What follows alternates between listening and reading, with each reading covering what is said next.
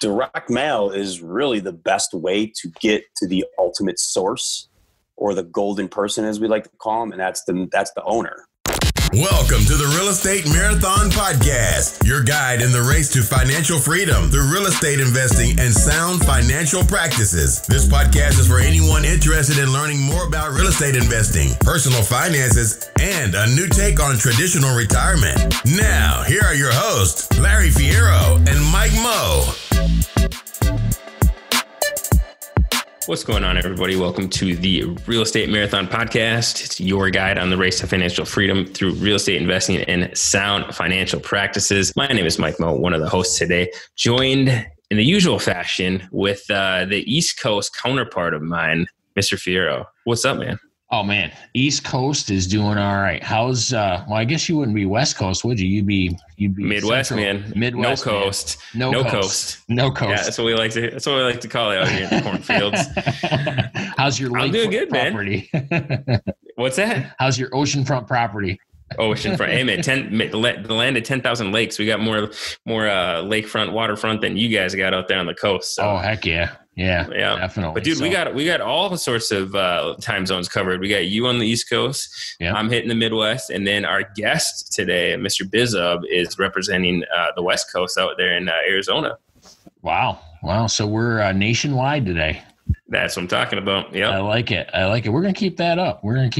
We like to get we're very diverse in the areas of the country that we go to. There you go. Yeah. But it was an excellent interview. I'm very excited to jump into this. So you want me to do the warm up?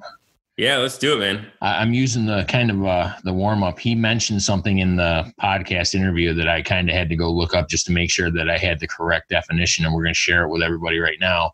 The warm up today is skip tracing.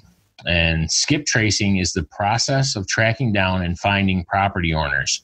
In certain cases, these owners are ready to sell, but are simply not willing or not able to work with real estate agents or go through the process of putting their property on the market. Yeah, it's a tedious process. And you think, well, how hard can it be to find a, property owner? It's all, public records, right? But a lot of times they'll hold a lot of investors hold properties, at least most investors will hold properties in company names. And then you have to find the owner of that company and get their address. So the point is you want to contact the actual owner of that property, so you can discuss how you might be able to take it off their hands. When he first said it, you kind of think of bounty hunters, skip tracing. You watch all those shows and whatnot. So I'm like, why are we looking for people that are convicted of crimes? So I had to go look it up, and I'm glad I did, because I was not aware of that. Yeah. Yep. And let's talk about our guest for a little bit. So Chris is down in Arizona, and he's a full-time wholesaler, and then does a lot of multifamily as well. So, and the reason that we wanted to bring Chris on the show is wholesaling. As you guys aren't aware of what wholesaling is, actually, maybe we should define that real quick. It's essentially finding a property, typically an off-market deal, and you're tying it up. So you're putting it on a contract, and then you're sourcing the buyer as well. So you're not holding on to this property. You're just connecting the owner who needs to sell, and typically is a distressed owner, and the buyer, typically an investor, and you're taking a cut off of that transaction. So Chris has used direct mail marketing as a way to source the majority of his off-market deals for his wholesale business, as well as some of the multifamily. So he had a wealth of knowledge too. I was very impressed with Chris, so I'm glad that we had him on. Yeah, yep, me too. And I've known Chris for a good year. He's my partner down in Arizona. As you guys know, that I dabble down in the real estate market down in Tucson, and he's the boots on the ground down there. So I'm glad we were able to pick his brain on a little bit of the direct mail campaign. So yeah. So why don't we jump into the Chris Bizub interview? Let's do it. All right, Chris Bizub, welcome to the Real Estate Marathon Podcast, man. How the heck are you? I am good, brother. I'm good. Just winding down the day. Good, man. Hey, we appreciate you jumping on. Absolutely. You and I have known each other for a little bit now, and when Larry and I were talking about getting somebody on to talk, mail campaigns and direct mail, we figured who else better than Mr. Bizub here. Sure. Well, I've sent some mail and spent some money on mail, and I know a little bit about it. That's right, man. So you want to start off by just giving the listeners a little bit of background on who you are, what you're doing now? Yeah, sure. So Originally from Buffalo, New York, moved around a couple of states, ended up in Arizona, did the bartending thing for a lot of years, and then decided to switch into real estate so I could get the heck out of that. Nice. And I started in the off-market space. I met some guys that were doing a lot of flipping and wholesaling, and they brought me under their wing and taught me a ton of stuff. That was about 6 years ago, and left them about 2 years ago and been doing my own thing since. Still doing the wholesaling, doing a lot more flips now. And then multifamily is obviously what my long-term play is, and just trying to get better at that. And that's how I met Mike, actually. So you, Larry, and myself are all part of that the Jake and Gino crew. So good group of folks there. But nice, man. So being in the part of real estate you're in now, I assuming you generate quite a bit of your leads through the direct mail campaign, huh? Yeah. So direct mail now it's an up and down thing. You know, the tough part with direct mail is it's pretty expensive, right? And it's probably the most expensive thing to do marketing wise. And the return on investment has been a lot lower in the last probably year and a half. In the good old days, like I was telling you guys previously, you know, we would send upwards of 10,000 letters a month, different zip codes. And the return was incredible. 7%. I mean, just through the roof numbers, 2015. And over the years, it's just gone down. The prices have still gone up. So it's kind of a weird balance these days. Yeah. Now we try to be just a little bit more targeted. We're not doing the huge campaigns anymore because a lot of guys are doing it, you know, so it's competitive. And obviously I'm in Arizona, so that this market is just highly saturated with people who do what I do. But yes, I've started with direct mail and I'm still doing direct mail, but it's a little more niche, like the stuff you and I do, Mike, the postcards to multifamily.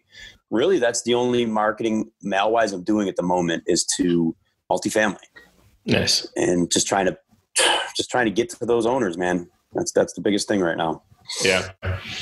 Cool, man. So we're going to talk a little bit about why, like what, first of all, what is direct mail and why would somebody want to do it? And then we're going to get into the tactical, the nitty gritty on it's actually how to do it, how to pull the lists and how to go about that. So first of all, man, why would somebody like, you know, a newbie investor start and trying to look for their first or second deal? Why would somebody get into the direct mail campaign?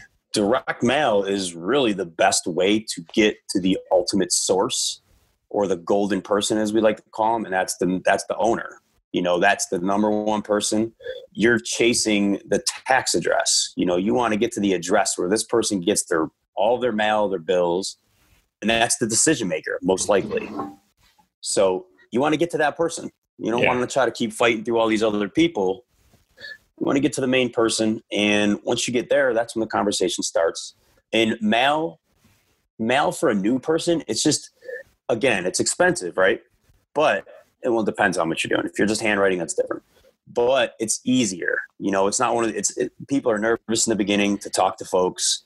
They don't know the verbiage, the vernacular, the things, right? They just don't know it. And it's easy to get a letter in someone's hands and then have them call you. Because a warm lead, there's no better lead than a warm lead or a hot lead. So the conversation could be a lot easier because if they call you, it's either to yell at you or they're calling you because they're actually interested, you know, and they want to start a conversation. So to spin back to when we would send all our pieces, it was a lot, but those calls, that's what it was. It was either take me off your list. You guys are the worst people on the planet because we sent them a letter, or I'm interested. I want to talk to you guys. What do you have to offer?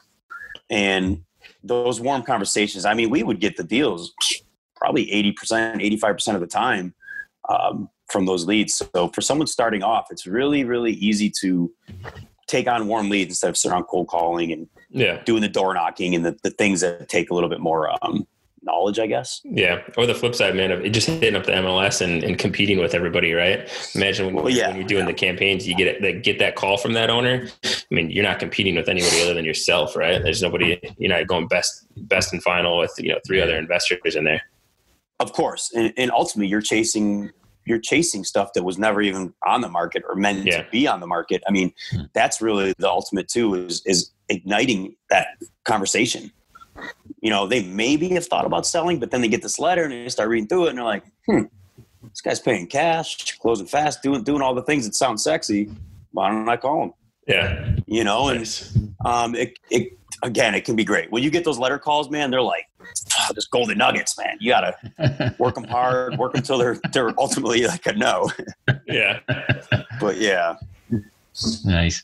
Now, for direct mail marketing, what do you feel is the biggest benefit to using the direct mail to find your deals? Is that what you were just talking about with getting right to the owners? Sure. Yeah, that's ultimately the best piece is it's also something like you get directly to the owner, right? Ultimately, that's the plan and goal. But letters can tend to have a shelf life as well. So you send someone a letter, no reply. You send the same letter maybe 2 months later, you don't hear anything. But I can't tell you the amount of times we've gotten calls 6-7 months later and they say, hey, Chris, I had your letter, left it in my desk, rainy day, decided to give you a call. I mean, we can't close many of deals 6-7 months later, a year later. So the letter just has this kind of long lasting effect if they hang on to it.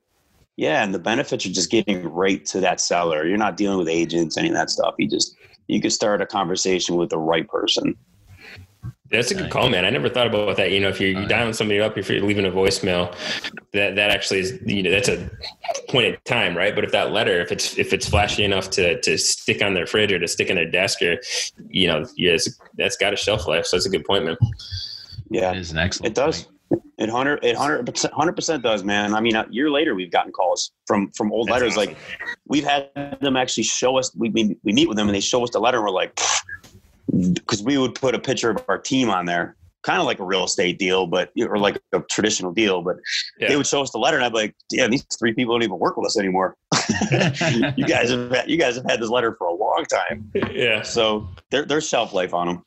Nice. All right, dude. So we covered a little bit on why you might want to hit up a direct mail campaign. I think when I started in real estate, the direct mail campaign are one of those things that sounded really complicated and really difficult. And then when we did one for the first time, when we did ours, it was, granted, you did a lot of the legwork, but it seemed like once you got the systems and the know-how down, it was pretty easy to get that sent out, right? So what's the high level steps if somebody wants to, go from knowing nothing to sending out a mail campaign? What are the big rocks that they need to understand?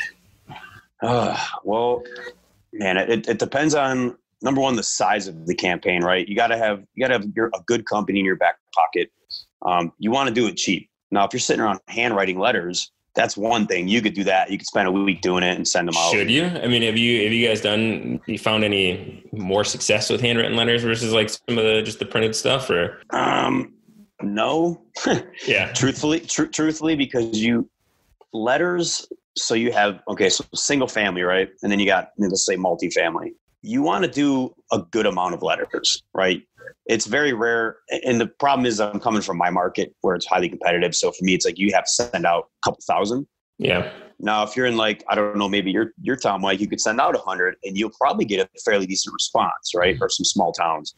So number one, you want to find a place that does it cheap, typically a company, does it under $1 for a letter or a postcard, usually about 34 or 40 cents.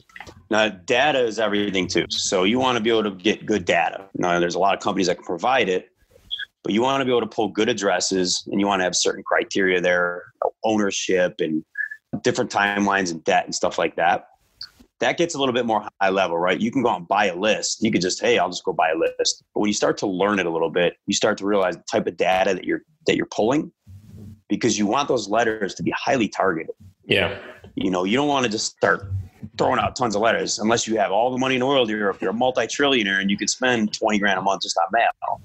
You really want to be targeted, and you want to know that there's either a pain point there or something was the way the property, just like with the multifamily, that, hey, they've owned it for this many years and they might be coming up on this. It's a perfect person to target to hopefully get a call. Yeah. So you find a company. What kind of company that actually does the letters and stuff for you? Sure. So we typically type up our own letters. Okay. Right. I've used stuff in the past from companies. Now you got companies out there like Yellow Letter HQ, Go Big Printing. Every market, like your own market, typically has a mail house or two. And they have a ton of letters and postcards that you could just boom, boom, boom, pre-fill and put the address in and send it. That's not very personal, right? I like to have a little bit more of a personal touch so it doesn't look like you're just blasting stuff out. Yeah. Right. So you could do all these big mail houses. The mail houses are typically cheaper than your local house, but you want it to be personal. You want it to be personal so they potentially hold it. They hold 10 letters over here and then they got yours right here and they say, oh, you know what, this guy's design's nice. He says my name and he's got a couple things in there. And hey, give this guy a call. Yeah. You know? Nice. I don't know if that answers your question, sort of. It did. Yeah, for sure, man. Now, say you've got a campaign going out. You did your 10,000 letters and you get a certain percentage of people calling you, wanting to talk to you about this. What does the follow-up for these campaigns look like? What do you usually start with when you give these guys a call back? Sure. So if they actually call us, we just do it like any other lead.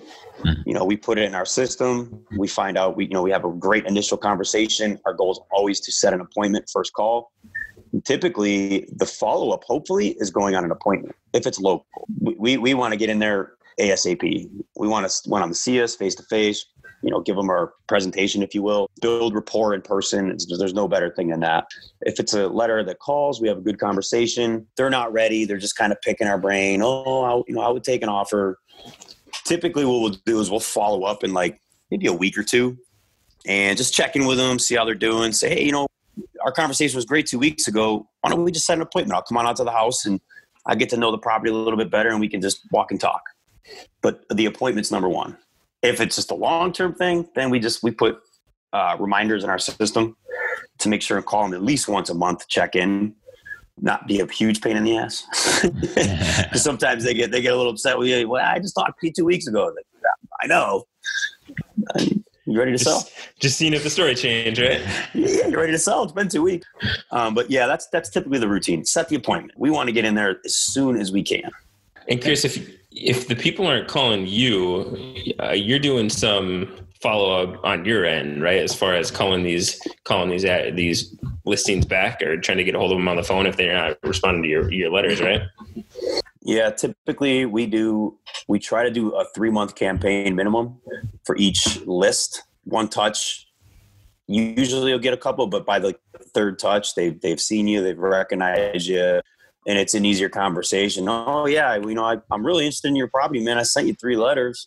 I don't know why it took you this long to call me. Just joke around with them. But yeah, if we think it's a good list, it's a list we're really, really interested in. If nothing really comes of it that we're excited about, we'll take that list and we'll get it skip traced, and then we'll send it over to our cold callers and have them start hammering through it and see if we can get some good direct contact. Because a lot of times people just chuck the letter, they don't see it, or it's a PO box.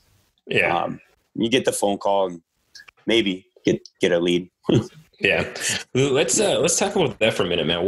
Can I interrupt you one quick second? Because go for it, man. Chris said something that I'm kind of curious about, especially for newbies doing mail campaigns. When you said that the people call you and start picking your brains, do you have to limit the amount of information you give them because the seller is actually calling you to find out how you're going to make money on it, so they can turn around and do it and cut you right out of the deal?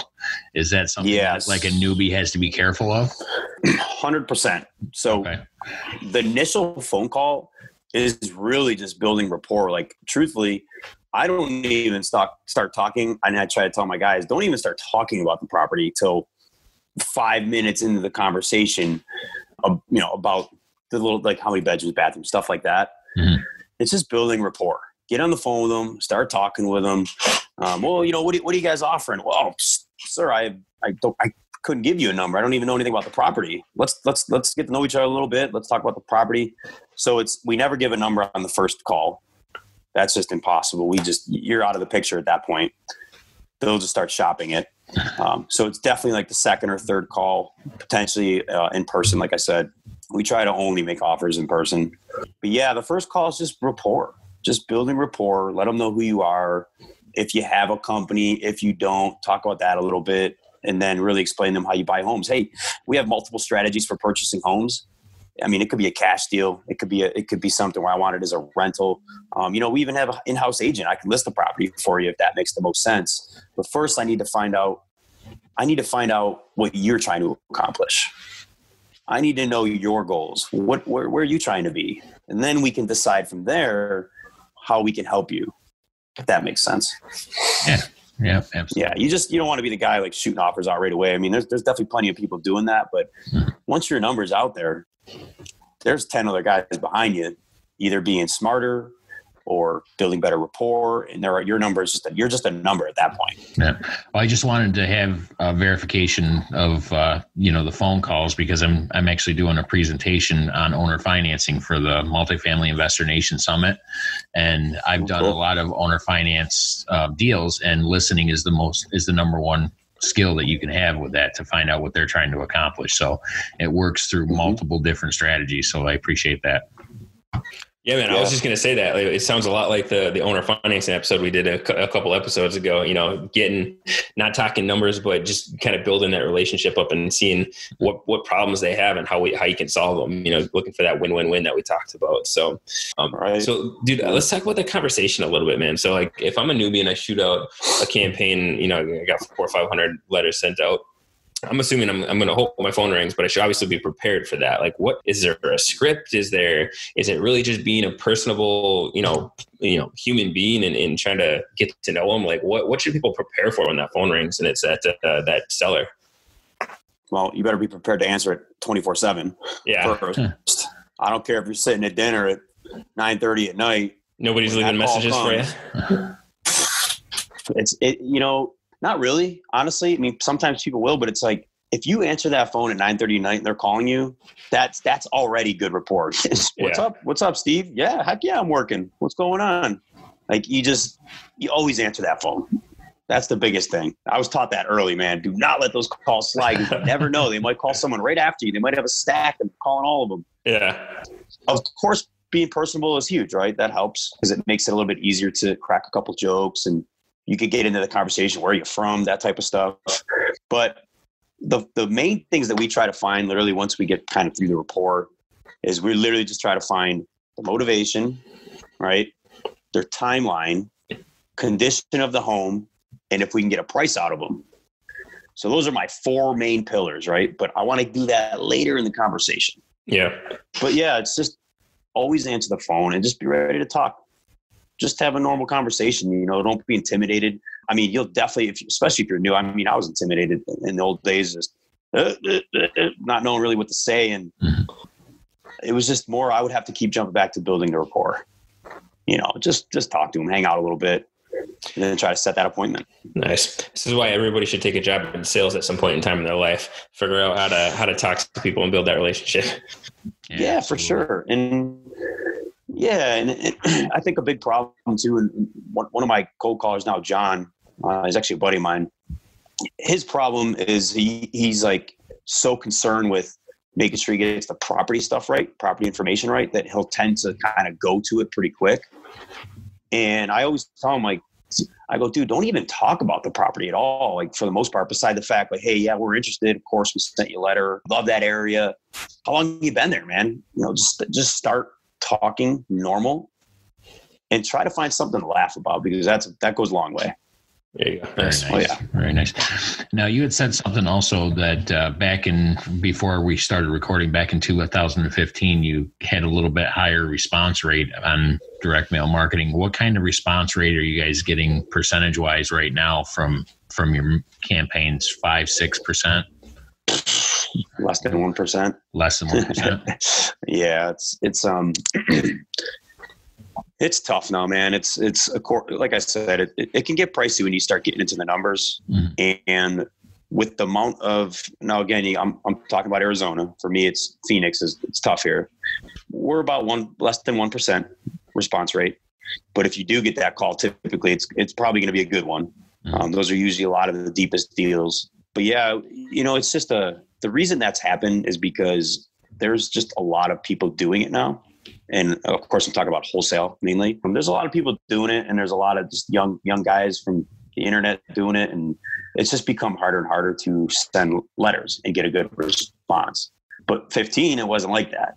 Mm. In 15, we were still kind of coming out of the 2010 and 11 time, and you'd be getting 10 letters instead of 30 letters. So your response rate was terrific. 5%, 6% every single month. Yes. Let's talk about the letter a little bit, man. What goes into a good letter? And like, do you use a letter? Do you use a postcard, a yellow letter, pink letter? Like, how do you make this thing stand out? And like language, I'm sure there's an art and a science to it, huh? Yeah. So I've tried a bit of everything. That's for sure. I've done from handwritten all the way to yellow letter to multiple different postcards. I mean, you constantly have to keep changing it up to really see what ultimately is going to work. And then that doesn't end up working. You got to switch it again.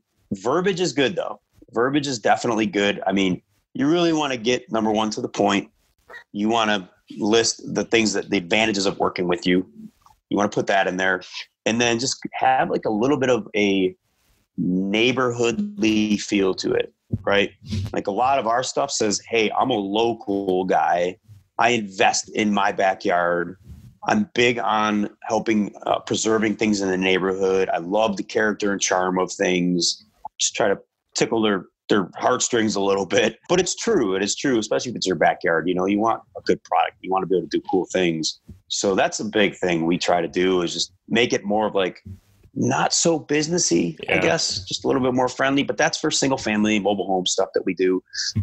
I think obviously, Mike, you and I have seen the multifamilies a little bit different. We try to have more of a professional approach to it because of those types of owners. Honestly, it's just a trial and error thing. You know, just write up a letter, have one or two people proofread it, get their opinion on it. I always have people proofread everything I do, like 2 or 3 times. My girlfriend does it. I'm like, hey, what do you think how do you think this thing sounds? Yeah. So it's other people's opinions. And then just send it, give it a run, see what it looks like. If not, tweak it after that. Yeah. Test and measure. 100%. Nice. 100%. And you know, we've gotten a few of those personally too. So I always read them, and I'm always kind of curious being on, you know, the other side of it too. And I like to read it and just put yourself in the owner's perspective. Like, how would you feel getting this letter? Do you feel like you're just another number on a sheet that they're going through? Or do you feel like this person, to your point, cares about the community, is going to do something good with the property, and is something you'd actually want to talk to? Dude, for sure. I get letters too at my place. Like I bought my house at a good buy. So technically I'm in like that distressed category. So I get letters here, and I keep every one of them. Every single one of them. And I read through their letters, and some of them, like, I can't even believe these guys send this. Like, did they get responses? I can't even believe this.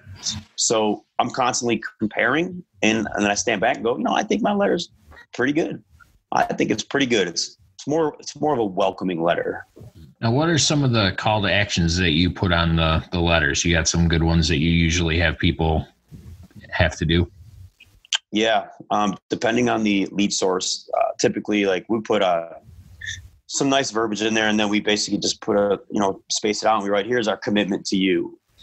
And then we do a bullet point in there, and we say everything from the fast close, cash sale, no agents involved, no like time on the market.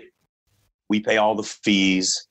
It's a net number to you. We typically don't say net number, but we'll take care of all the closing costs, 0 commissions. So we'll kind of just list down there like a typical cash buyer does. And sometimes we'll tweak the verbiage on that too. Actually try to change a word and see if it works, switch it up a little bit. That's funny. I should have pulled the letter. Do you have you ever had direct them to a website, or do you prefer the call? Wait, say that again? You ever direct people to give people an option to kind of submit their info through a website instead of calling you? I've seen a handful of people do that, but it seems like the phone call is a little bit easier to kind of control that conversation. But yeah, of course. So we have a website. We used to have a couple landing pages, but now we just have the website and really just trying to build that up. But yeah, we put that on there. We say, especially like with COVID right now, we did it on a letter about 2 months ago, real niche one. We basically said, we have the website, give us a call or jump online, check us out online. That's exactly what it says. Give us a call or check us out online. And that's really it, actually. I don't say anything like, hey, fill out your information online. Yeah. Because as soon as you log on my site, the first thing you see is the fillable form. So it's pretty obvious when you get on there that we want your info. Now, when you're doing the mailing, what kind of lists do you guys usually try and target, or does it depend on, where you're going and whether or not you're looking for like absentee owners, that sort of thing? I mean, we target everything. Mm-hmm. We really do. We do something too. It's called list stacking. So we have two systems that we use. And what I'll do is a lot of times is I'll pull lists. It's mostly for skip tracing. But when we stack the lists, we'll load multiple lists in the system. And when it stacks them, it basically will kind of grab everything like absentee owner, in foreclosure, like a couple different target points. Then you have like a very highly targeted motivated seller, if you will. So that's the big one that we do because, again, mail can get pretty expensive. So we try to get real targeted. But we target everything. Absentee owners. We pull lists that are based on years purchased or owned, or year purchased and owned. How much debt is on that property? God, what else do we do? Absentee, of course. Vacant properties. We chase a lot of vacant absentee owners, out of state, yes. And then we do some even more niche stuff that has a little bit to do with like credit card debt and stuff like that. So that's more of an expensive list that you have to pay for. But yeah, we just, what I do is over the years, I've learned a lot of different targets, but I also still listen to a lot of guys. I'm not a massive operation by any means, but I still listen to a lot of guys who are and kind of list they pull and where they're having success and other guys in my market. And we'll pay attention to that too.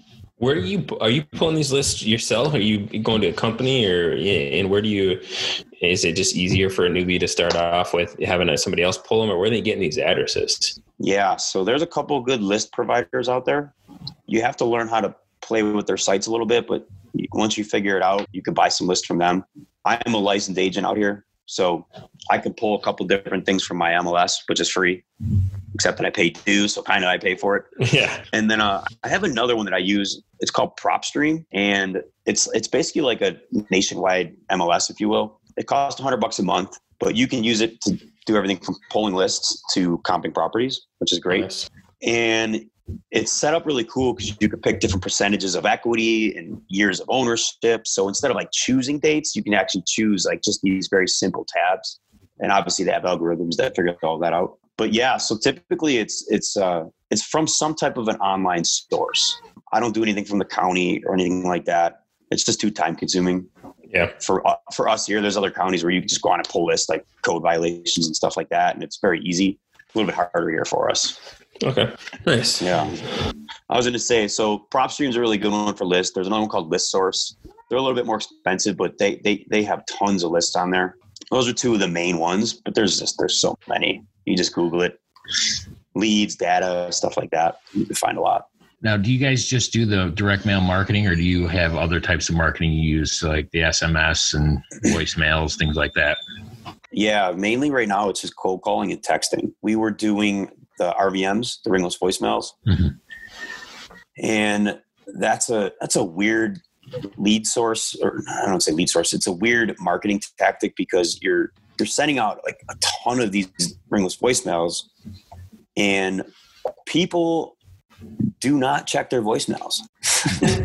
They just see that they have a missed call and they're like, oh, what the heck? And they call you back. So we would send out, we were sending anywhere from like 1,000 to 2,000 a day at one point. And you would just be getting so many callbacks. Mm.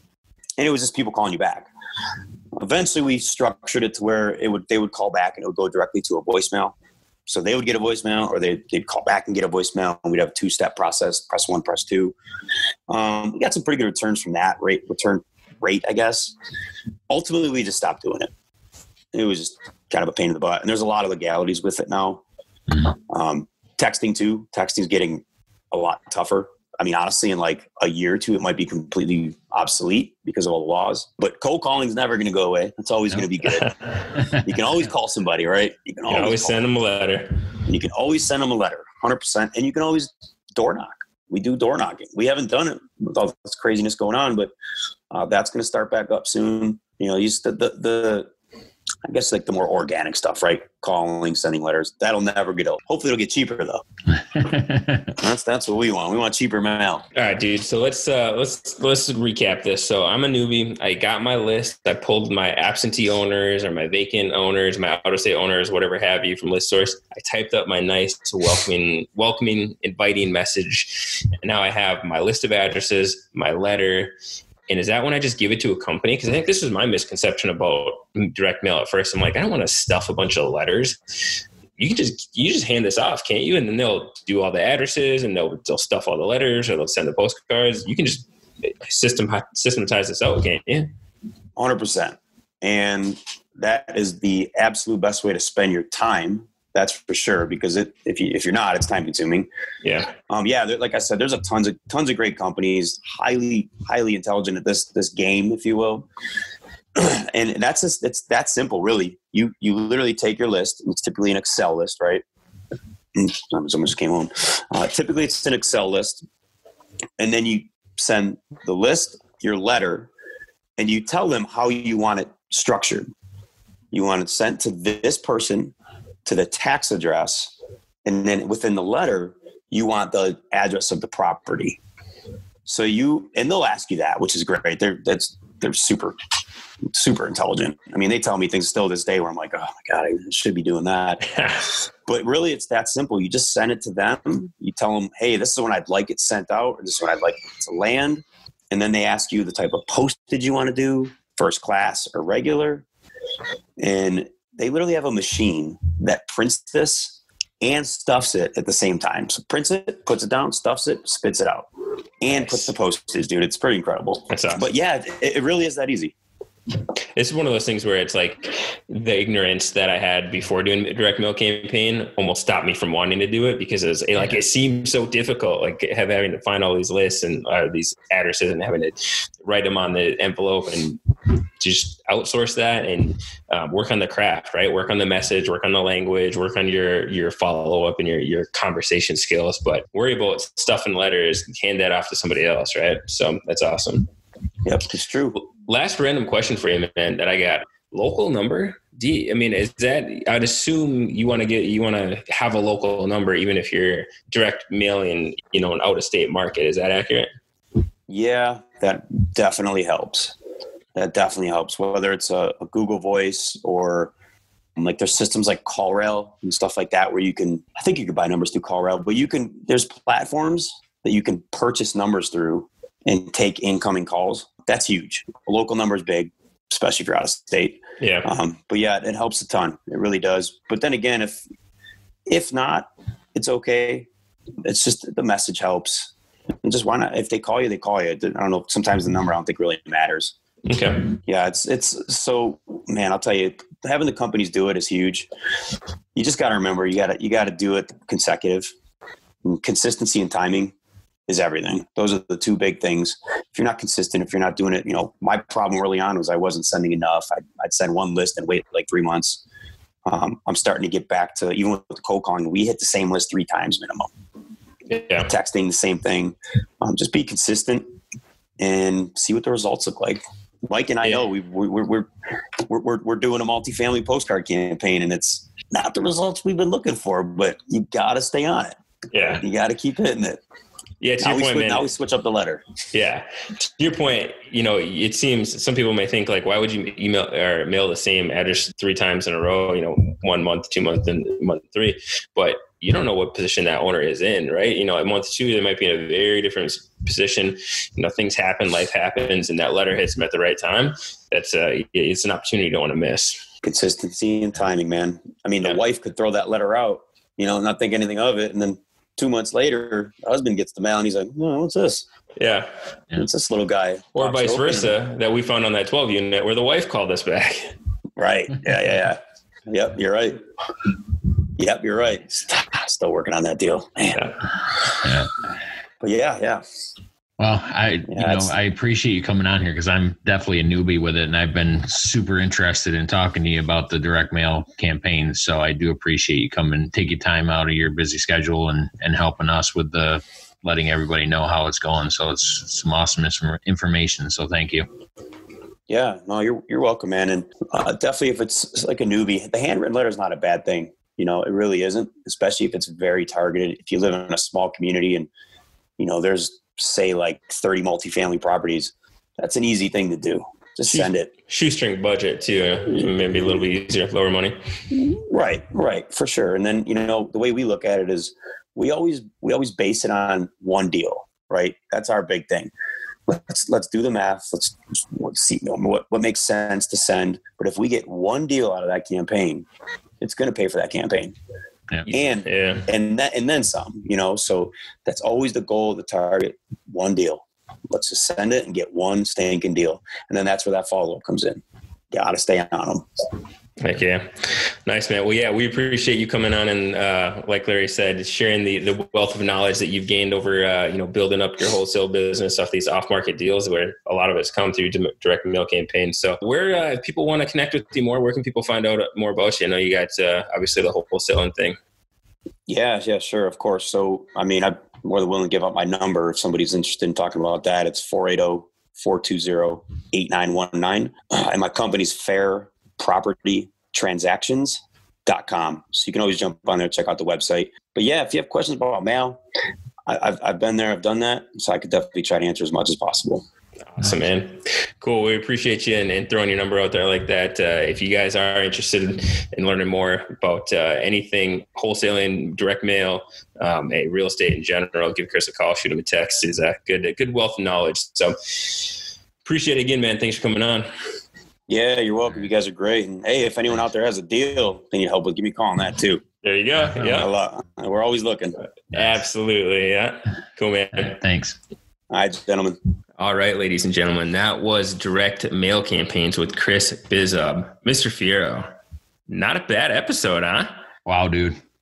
Wow. I'm like, I sat there the whole time I was talking, you guys were talking and we were talking to him, and I'm thinking to myself, there is so much about direct mail marketing that I really need to learn because it's such a great source for sourcing your deals. You got to get right to the owners and you cut out all that middlemen stuff and you just get right to the person. Like you said, the golden person.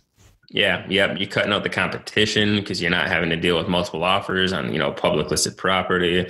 There's tons of good reasons to hit up use direct mail campaign as a way to source property. And like we talked about, man, it's a little bit of an art and a science. You got to be constantly tweaking your strategy, constantly tweaking your language and just evolving your process. So yeah, great to get all that information off Chris. So. Yeah. Very, very nice. And, after the meeting, I think after the interview, we stayed on the phone for a little bit, just talking about stuff. He had a little bit of information he wanted and it was kind of neat to me to find out how close in tactics, some of the stuff that he was doing is to the owner financing that I'm noted for. So. Oh yeah. He's cool. Yeah, creative financing plays a role in, not just multifamily, not just, the long-term buy and hold investing, but definitely still with some of the wholesaling and flipping and things like that. If you can tie that stuff up with some creative financing, then it's all the better. Well, what do you think we should do for the call to action, my friend?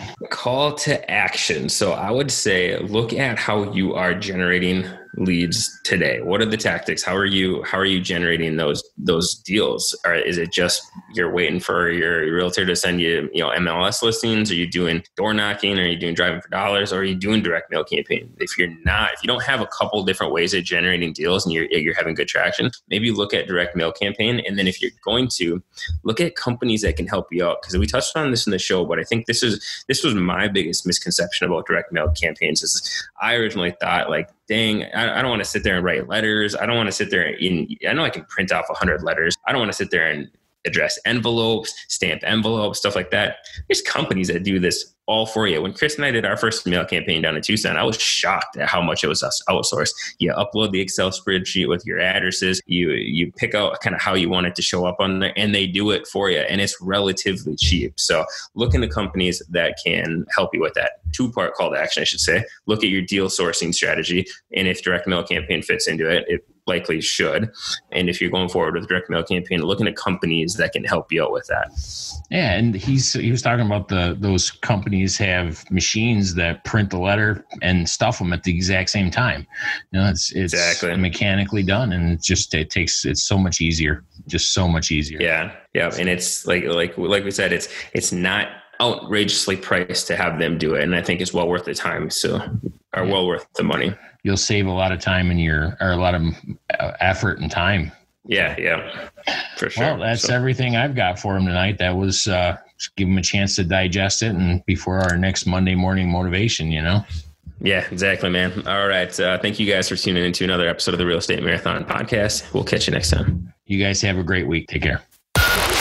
Thanks for listening to the Real Estate Marathon Podcast. If you found value in any of the content from this show, consider supporting us in the following ways. Subscribe to the Real Estate Marathon Podcast. Leave a rating and review. Continue the conversation with like-minded individuals on social media by heading over to the Real Estate Marathon Podcast Facebook group, or follow us on Instagram and Twitter at Real Estate Marathon Podcast.